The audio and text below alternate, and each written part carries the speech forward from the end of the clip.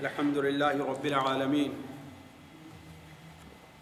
الرحمن الرحيم مالك يوم الدين ونشهد أن لا إله إلا الله ونشهد أن سيدنا ومولانا محمدا عبده ورسوله أرسله إلى الناس كافة بشيرا ونذيرا أما بعد فإن خير الحديث كتاب الله وخير الهدي هدي محمد صلى الله عليه وسلم وشر الأمور محدثاتها وكل محدثة بدعة وكل بدعة ضلالة وكل ضلالة في النار. أعوذ بالله السميع العليم من الشيطان الرجيم. بسم الله الرحمن الرحيم. وأنفقوا في سبيل الله ولا تلقوا بأيديكم إلى التهلكة وأحسنوا إن الله يحب المحسنين. سبحانك لا علم لنا إلا ما علمتنا إنك أنت العليم الحكيم. رب اشرح لي صدري ويسر لي أمري واحلل عقدة من لساني يفقه قولي عزیز ساتھیوں، مسند احمد میں حضرت انس بن مالک رضی اللہ تعالی عنہ سے روایت ہے کہ اللہ کے رسول صلی اللہ علیہ وسلم اپنے صحابہ کرام رضوان اللہ علیہم اجمعین کے ساتھ کہیں تشریف لے جا رہے تھے. لوگوں کی ایک جماعت تھی. اب ان کی تعداد کتنی تھی اس کا ذکر حدیثوں میں نہیں ہے، لیکن یہ ہے کہ لوگوں کی تعداد اچھی خاصی تھی. دیکھتے کیا ہے کہ راستے میں ایک بچہ آ گیا. ایک چھوٹا سا بچہ گرتے پڑتے راستے میں آ کر کے پڑ گیا. اس کی ماں نے اسے دور سے دیکھا تو پریشان ہو گئی اور بھاگتے ہوئے راستے کی طرف آتی ہے اور کہتی ہے میرا بیٹا، ہائے میرا بچہ، ہائے میرا بچہ. اسے خطرہ یہ ہوا کہ کہیں جس سواری پر آپ لوگ سوار ہیں، آپ صلی اللہ علیہ وسلم وغیرہ، اس سواری کے پیر کے نیچے وہ بچہ نہ آ جائے. اس ماں کی ایسی کیفیت تھی پریشانی اور گھبراہٹ کی کہ صحابہ کرام کا دل پسیج گیا. آنکھوں میں ان کے آنسو آ گئے اور کہا اے اللہ کے رسول صلی اللہ علیہ وسلم، کیا یہ عورت، یہ ماں اپنے بچے کو آگ میں ڈالنا پسند کرے گی؟ یہ ماں اور یہ عورت اپنے بچے کو آگ میں ڈالنا پسند کرے گی؟ آپ صلی اللہ علیہ وسلم نے فرمایا لا وَلَلَّهُ يُلْقِي حَبِيبَهُ فِي النَّارِ. نہیں، ایسا نہیں ہوگا. اور نہ ہی اللہ تبارک و تعالی اپنے حبیب کو، اپنے پیارے کو، اپنے بندوں کو آگ میں ڈالے گا. جس سے اللہ تعالی محبت کرے گا، جس کے اوپر اللہ تعالیٰ کی خاص رحمت ہوگی، اسے اللہ تعالیٰ کبھی جہنم میں ڈالے گا نہیں. یہ حدیث پڑھنے کے بعد مجھے سنن ابو داؤد اور سنن ترمذی وغیرہ کی وہ حدیث یاد آئی. بلکہ حضرت عمر رضی اللہ تعالیٰ عنہ کی روایت بخاری شریف میں بھی ہے کہ نبی کریم صلی اللہ علیہ وسلم کے پاس کچھ قیدی آئے. ان میں ایک عورت بھی تھی.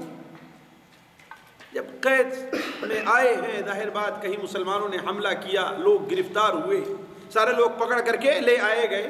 تو ایسے وقت میں کون دیکھتا ہے کہ ہاں بھائی باپ اپنے بیٹے کے ساتھ رہے، ماں اپنے بچے کے ساتھ رہے. جو جیسا پکڑا گیا جنگ میں ویسے لے آئے. تو ان قیدیوں میں ایک عورت بھی ایسی تھی جس کا بچہ اس سے بچھڑ گیا تھا، جس کا بچہ اس سے بچھڑا ہوا تھا. وہ عورت پورے قیدیوں میں بھاگتی ہے، دوڑتی ہے، کوئی بھی بچہ ملتا ہے اسے اپنے سینے سے لگا لیتی، کوئی بھی بچہ ملتا اسے اپنے چھاتی سے لگا لیتی، اسے دودھ پلانا چاہتی ہے۔ آپ صلی اللہ علیہ وسلم نے صحابہ کرام سے پوچھا کیا یہ اپنے بچے کو آگ میں ڈالے گی؟ آگ میں ڈالے گی؟ صحابہ کرام نے کہا کہ نہیں۔ تو آپ صلی اللہ علیہ وسلم نے ارشاد فرمایا للہ ارحم بعبادہ من ہذہ بولدہا، جتنا یہ ماں اپنے بچے پر رحم کر رہی ہے اس سے کہیں زیادہ رحم اللہ تعالیٰ اپنے بندوں پر کرتا ہے۔ اسی لیے اللہ تعالیٰ قرآن مجید میں ارشاد فرماتا ہے وَكَانَ بِالْمُؤْمِنِينَ رَحِيمًا، اللہ تبارک و تعالی مومنوں کے ساتھ کیا ہے؟ رحم کرنے والا ہے۔ رحمتی وسعت کل شیء، سورہ الاعراف میں ارشاد فرماتا ہے میری رحمت نے ہر چیز کو احاطے میں لے لیا، میری رحمت سے کوئی بھی آدمی مستغنی نہیں ہے، نہ مومن نہ کافر۔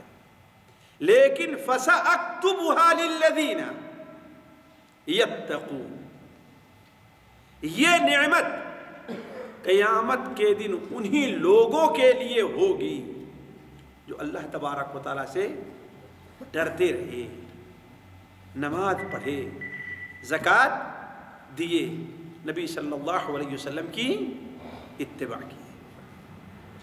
اسی لیے بعض تابعین کا قول میں پڑھ رہا تھا، وہ بیان کرتے ہیں کہ اگر مجھے یہ اختیار دیا جائے، مجھے اگر یہ اختیار دیا جائے کہ تمہارا حساب تمہارے والدین کے پاس رہے یا اللہ تعالیٰ کے پاس رہے، تو میں اللہ تبارک و تعالیٰ کو اختیار کروں گا کہ اللہ تعالیٰ میرا حساب لے، میرے والدین نہ لے۔ کیوں؟ اس لیے کہ اللہ تعالیٰ ہمارے اوپر میرے ماں اور باپ سے بھی زیادہ رحم کرنے والا ہے۔ کیوں ساتھیو؟ آپ لوگ تعجب کریں گے، کیوں ذرا دیکھیں، سوچیں آپ، بیٹا اگر ماں کی باپ کی نافرمانی کرتا ہے تو ماں باپ اسے اپنے گھر میں رہنے نہیں دیتے۔ ہے بات صحیح کہ نہیں صحیح؟ یہ معاملہ ہے کہ نہیں معاملہ ہے؟ خاص طور پہ بیٹا جب کھانے کمانے کے لائق ہو جائے تو اگر نافرمانی کرتا ہے تو اسے گھر میں رہنے دیتے؟ نہیں رہنے دیتے۔ لیکن انسان اللہ تعالیٰ کی زمین پر رہ رہا ہے، اس کی نافرمانی کر رہا ہے، پھر بھی اللہ تبارک و تعالیٰ اس زمین پر، اپنی زمین پر اسے چلنے کی اجازت دیے ہوئے۔ اس لیے حضرت سفیان ثوری ہیں، حماد ابن سلمہ ہیں، ان لوگوں نے کہا اگر میرا معاملہ حساب کتاب کا مجھے اختیار دیا جائے کہ تمہارا حساب کس کے پاس رہے گا، تمہارے والدین کے یا تمہارے رب کے، تو میں کس کا انتخاب کروں گا؟ اللہ تبارک و تعالیٰ کا۔ کیوں؟ اس لیے کہ اللہ تبارک و تعالیٰ میرے اوپر میرے والدین سے بھی زیادہ رحم کرنے والا ہے۔ ساتھیو، اللہ تبارک و تعالیٰ کی رحمت یہ ہے، اس لیے ہر مومن کو چاہیے کہ اللہ تبارک و تعالیٰ سے رحم کی امید رکھے، یہ یقین رکھے، بلکہ یہ عقیدہ مومن کے عقیدے میں داخل ہے کہ اللہ تبارک و تعالیٰ سے بندے کو اچھی امید رکھنی چاہیے، اچھی امید رکھنی چاہیے۔ لیکن یہ بھی ضروری ہے کہ اچھی امید کا طریقہ کیا ہے۔ اب کوئی آدمی یہ سوچے کہ ہاں ہمیں اس درخت سے پھل ملے گا، لیکن درخت کے قریب ہونے کی کوشش نہیں کرتا، درخت سے دور بھاگنے کی کوشش کرتا ہے۔ تو بتائیے اس کی یہ امید جہالت ہے یا عقل مندی ہے؟ جی جہالت۔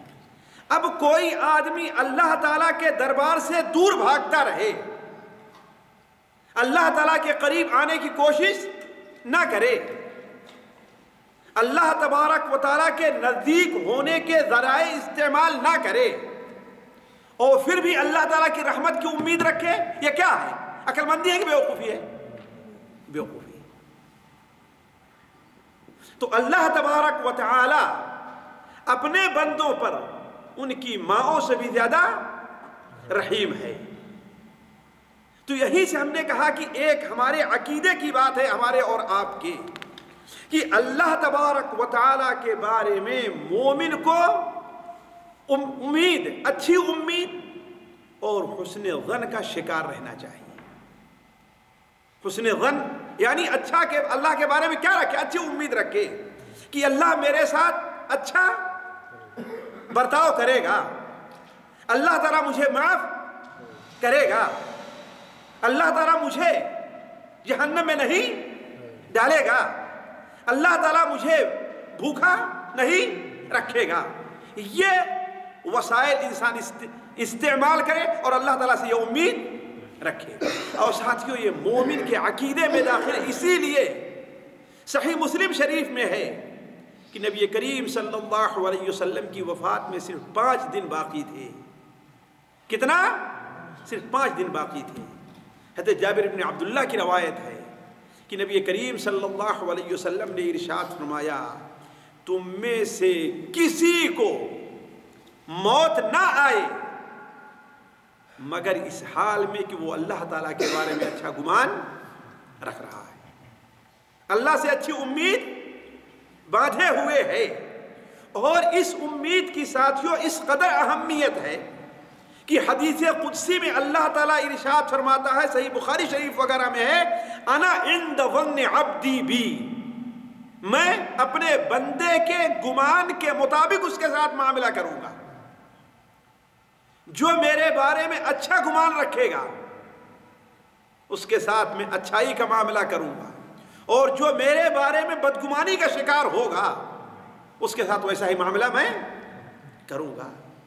بلکہ ساتھیوں، اللہ تعالیٰ کے ساتھ اچھے گمان کا یہ معاملہ ہے کہ اگر آخرت کے دن بھی اللہ تعالیٰ سے کوئی بندہ اچھی امید رکھتا ہے تو اللہ تعالیٰ اس کے امید کو وہاں بھی بیکار نہیں کرے گا۔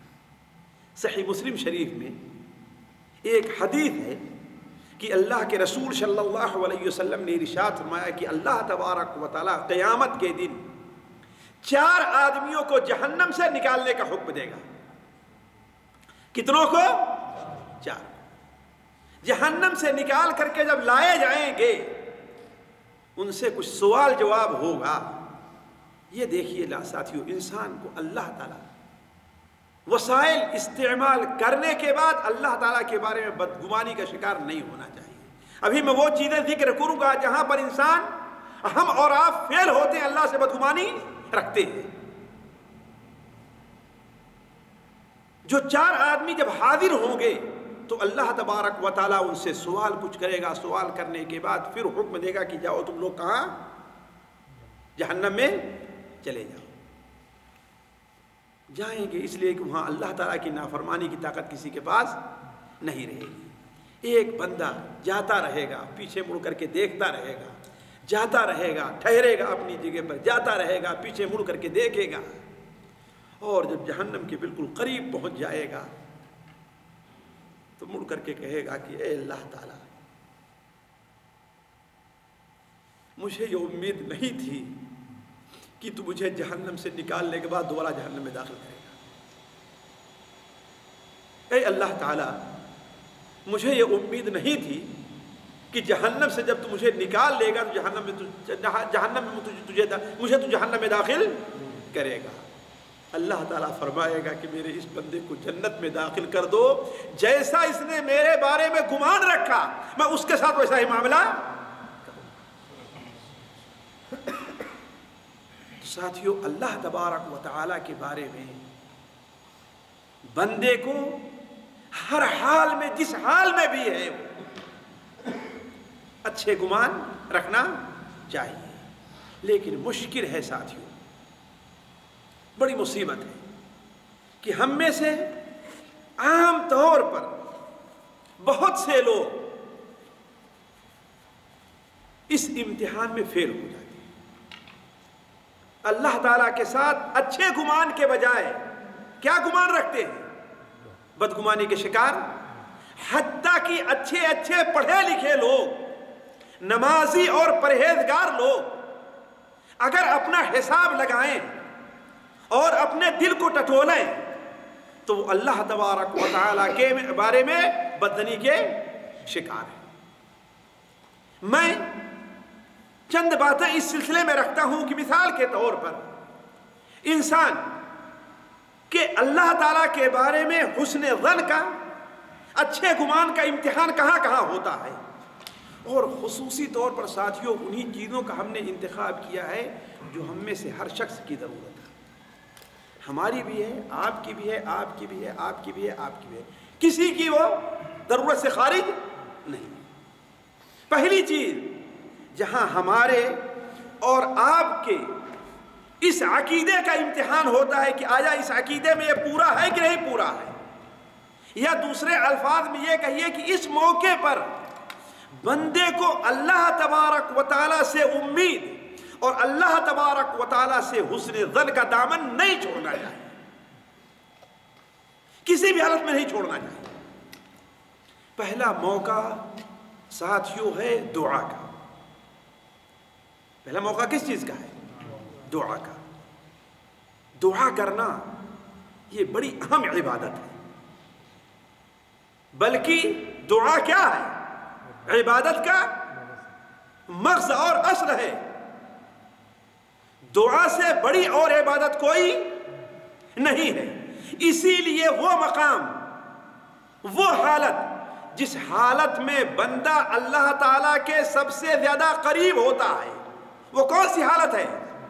جی، سجدے کی. کون سی حالت ہے؟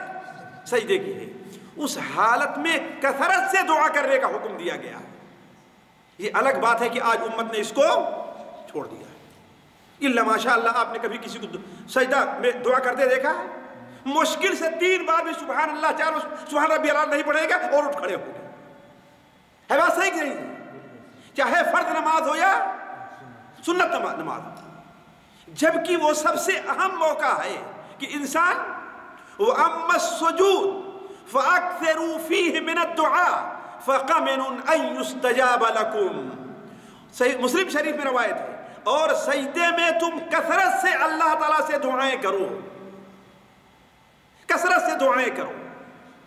بہت قریب ہے، بڑی امید ہے کہ یہ سجدے میں کی گئی دعا آپ کی قبول کی جائے گی. تو دعا بڑی اہم عبادت ہے. الدعاء هو العبادہ. بلکہ آپ سب سے ارشاد میں ایک دعا ہی عبادت ہے. اسی لیے دعا کسی اور سے مانگنا، کسی بھی شخص سے مانگنا یہ جائز نہیں. کسی اور سے دعا کی گئی تو یہی شرک اکبر ہو جائے گا.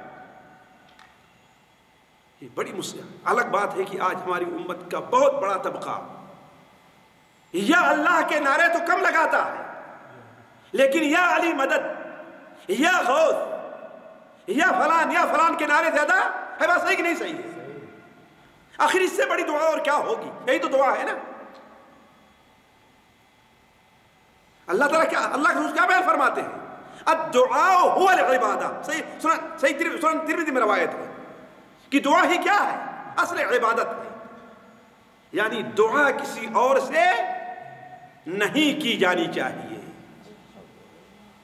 صرف اور صرف کس سے دعا کی جائے؟ اللہ تعالیٰ سے. فریاد رسی کس سے ہونی چاہیے؟ طبرانی صغیر کے اندر، اگر مجھ سے بھول نہیں تو نعمان ابن بشیر کی روایت ہے کہ ایک منافق مسلمانوں کو تنگ کرتا تھا.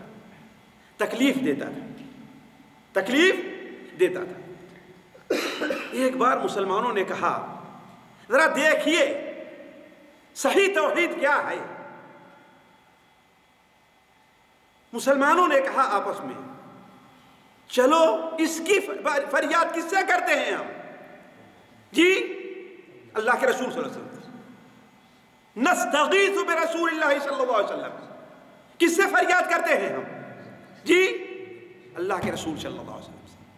آپ کی خدمت میں جب حاضر ہوئے اور یہ جملہ دہرایا تو آپ نے فرمایا انما یستغاث باللہ، فریاد صرف اللہ تعالیٰ سے کی جا سکتی ہے، کسی اور سے نہیں کی جا سکتی۔ کیا سوچیں آپ، اور یہاں کتنے لوگوں سے فریادیں کی جا رہی ہیں، کہاں رہ گئی توحید ساتھیوں؟ تو بات دوسری طرف جا رہی، میں آ رہا تھا اس طرح کہ دعا ایسی چیز ہے جہاں پر اللہ تعالیٰ کے بارے میں ہمارا اور آپ کا جو حسن ظن ہے اس کا سخت امتحان ہے۔ اللہ تعالیٰ فرماتا ہے کہ ادعونی استجب لکم، تم مجھ سے مانگو، مجھ سے دعا کرو، میں تمہاری دعا قبول کروں گا۔ لیکن ہمارا حال یہ ہے ساتھیوں، ایک دن، 2 دن، 3 دن، 1 ہفتہ ہم دعا کیا، اس کے بعد دعا کرنا ہم چھوڑ دیتے ہیں۔ وہ جیسے کسی پرانے شاعر نے کہا ہے نا کہ مانگا کریں گے اب سے دعا ہجر یار کی، مانگا کریں گے اب سے دعا ہجر یار کی، آخر تو دشمنی ہے دعا کو طلب کے ساتھ۔ یعنی ہماری دعا پوری تو ہوتی نہیں ہے جو چیز مانگتا ہوں، لہذا اب یہ مانگوں کہ اللہ تعالیٰ میرا یہ کام نہ ہو تاکہ میری دعا پوری ہو، نعوذ باللہ من ذالک۔ ارے بدبخت، تجھے کیا معلوم ہے کہ اللہ تعالیٰ سے مانگی گئی دعا کبھی رائے گاہ نہیں جاتی ہے؟ لیکن تو بیوقوف ہے، ناسمجھ ہے، بے عقل ہے۔ جس طریقے سے بسا اوقات بچہ اپنی ماں سے ضد کرتا ہے، باپ سے ضد کرتا ہے، مجھے یہ چاہیے، لیکن باپ ماں نہیں دیتے، اس کی دشمنی میں نہیں دیتے ہیں، اس سے نفرت ہے بیٹے سے، کیوں نہیں دیتے؟ اس لیے کہ نہ دینا ہی بیٹے کے لیے بہتر ہے۔ چھری مانگ رہا ہے، نہیں دیتے ہیں، ہے بات صحیح کہ نہیں صحیح؟ تو اب ماں کے بارے میں تو آپ حسن ظن کے شکار ہیں، اللہ کے بارے میں حسن ظن کے شکار کیوں نہیں ہوتے؟ کہ آپ نے مانگی، اگر اللہ تعالیٰ نے نہیں دیا تو آپ کو یقین رکھنا چاہیے کہ اس دعا کا اس حال میں پورا ہونا میرے لیے بہتر نہیں۔ یہ ہے اللہ تعالیٰ کے بارے میں حسن ظن۔ آ رہی بات سمجھ رہے ہیں؟